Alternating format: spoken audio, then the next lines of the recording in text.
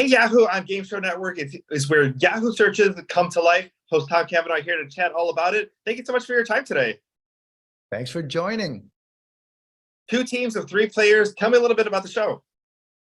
Well, you just nailed it. So we basically take, it's like the trivia aspect, for example, of Jeopardy, but you know what? You got some support, so if you don't know if this answer is eluding you, you've got two teammates, right? And then so it's from all walks of life. It could be like librarians versus cops, surfers versus firemen. And so I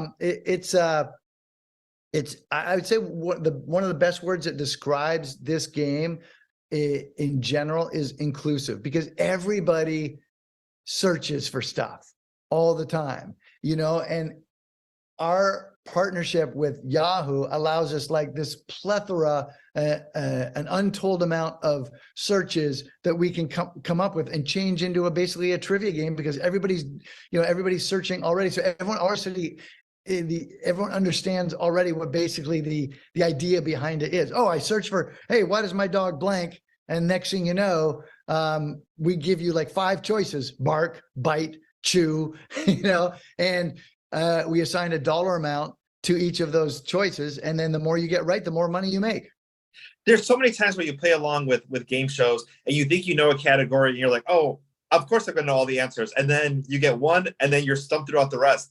Do you play along at home too, as you're kind of like gearing up to host the show? Absolutely. It's so funny. Like, we had this clip earlier of like, things that you think would be obvious to you. For example, like what state has the most, and then you're like, oh, okay, so I'm going to get this. No problem. I've crisscrossed America on road trips. And next thing you know, it's like, it starts with an L, and you're like, because we give you a letter because we're very generous. So the answer starts with L. What state has the most? And it's lakes. Okay. What state has the most N? And you're like, N?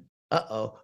You know what I mean? Suddenly you go from being supremely confident to very to scrambling to save your teammates. And it's like, and the more you get wrong, the more we give you a letter up into a certain point, And so national parks, for example, right? And so like, even when I say that to you, what state has the most N, it's sort of like, it sets off kind of this thing where you're like, oh, I want to try and get this, And yeah. So that's basically the premise of the game show. And every category, every time we switch categories, it's like a fresh start for you and your incumbent knowledge.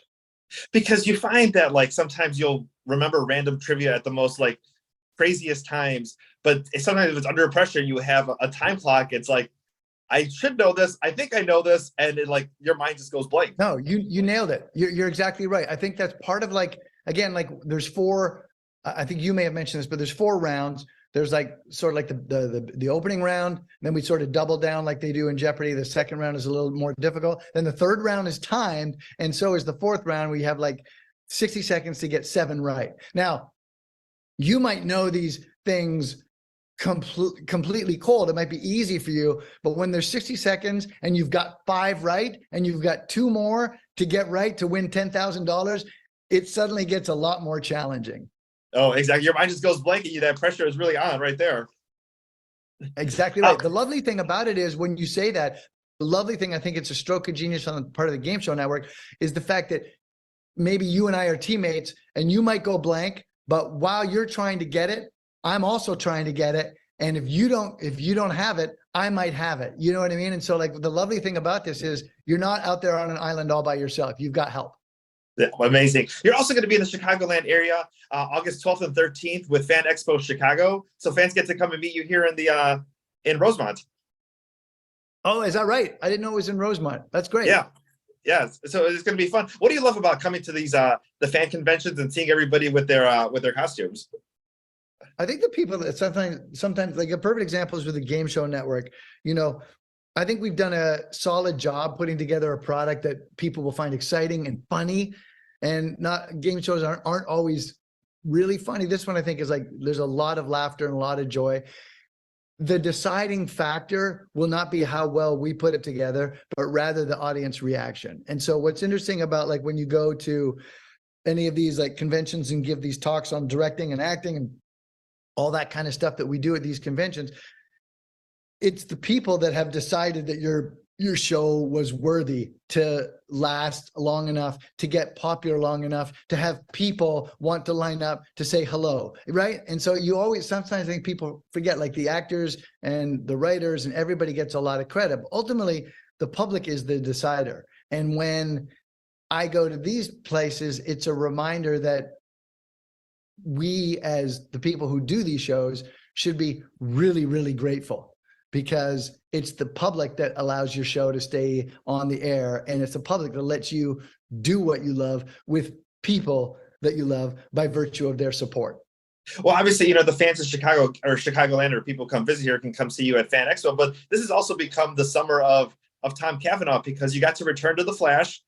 The Flash movie's coming out, so people get to celebrate all things Flash. And you're hosting Hey Yahoo. I mean, this is just an incredible time to be Tom. Yeah, it's a rush for me to see if people, how quickly I can get people sick of me. The game's afoot. Here we go and go.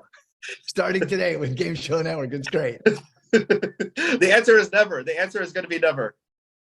Awesome. Thank you. Awesome. And then returning to the Flash, what was that experience like for you?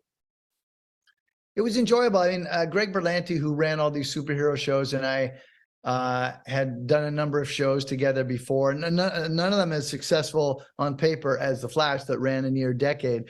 But I play, for those of your listeners and viewers that are unfamiliar, I play the arch enemy, the Reverse Flash to the Flash. And I don't know if that arch enemy is showing up in the Flash movie, but he was all over the screen for the decade that we did the Flash. He's always like blowing up Central City and causing all sorts of troubles.